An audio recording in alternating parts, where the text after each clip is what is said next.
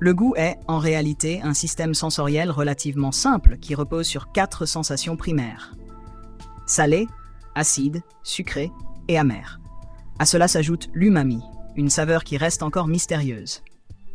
Tout le reste de notre expérience gustative lorsque nous mangeons est lié à la respiration pendant l'ingestion. Le cerveau fusionne instantanément ces 2 sensations, ce qui forme notre perception globale de la saveur des aliments. Avant d'atteindre notre cerveau, les molécules odorantes doivent franchir plusieurs obstacles. Elles doivent atteindre la muqueuse olfactive, appelée épithélium, sans être expulsées par un éternuement. Une fois dans la muqueuse, elles interagissent avec les récepteurs. Cependant, les substances odorantes n'ont pas nécessairement besoin de se lier directement aux récepteurs. Des enzymes peuvent transformer une substance en une autre. Et comme nous sommes tous différents, ces transformations peuvent varier d'une personne à l'autre. Par exemple, dans mon épithélium olfactif, une enzyme pourrait transformer une substance à l'odeur légère et boisée en une autre à l'odeur prononcée de framboise.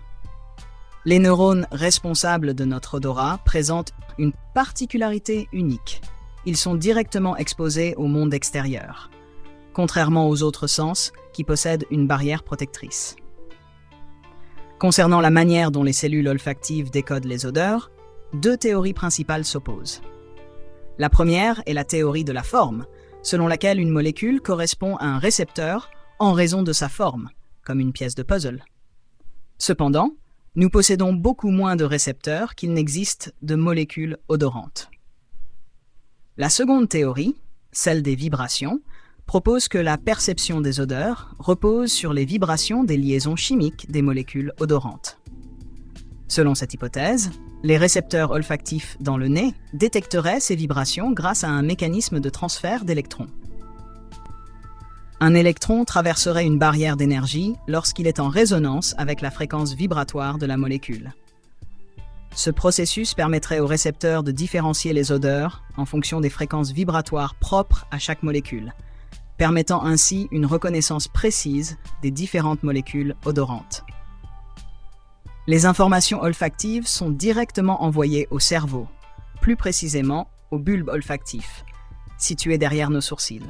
De là, elles sont distribuées à d'autres régions du cerveau, comme le système limbique, une partie ancienne du cerveau où se déroulent les émotions, la mémoire, l'apprentissage et les motivations, notamment dans l'amygdale.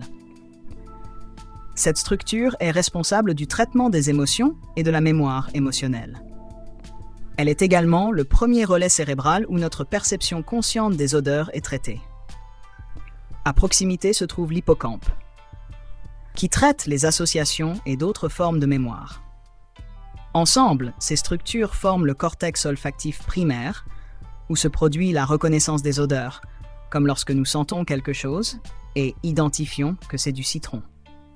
De même, lorsque nous ressentons une émotion positive, comme en disant « Oh, le citron me rend vraiment heureux », c'est parce que l'amygdale est au centre de l'expérience des émotions et des associations émotionnelles. Ainsi, le contexte, qu'il soit verbal, visuel ou imaginé, peut totalement modifier notre perception d'une odeur.